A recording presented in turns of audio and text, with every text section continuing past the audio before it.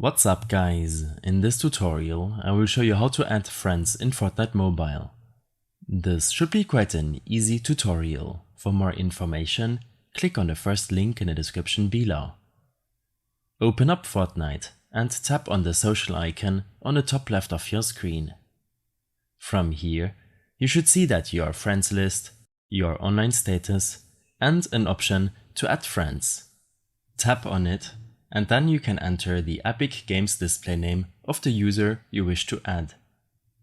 When the friend request has been sent, you will receive a notification within the game. After accepting your request, you will be able to see the user in your friend list and whether they are online or offline. In case you are having issues adding friends using the mobile version, then you can also make use of the Epic Games launcher to add friends. As your Epic Games account is linked to your Fortnite mobile account, you can make use of the launcher on your PC.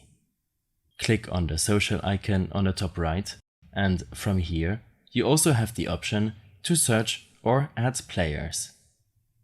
In case you have any further issues or problems following this tutorial, then I suggest following my extensive guide linked in the description below.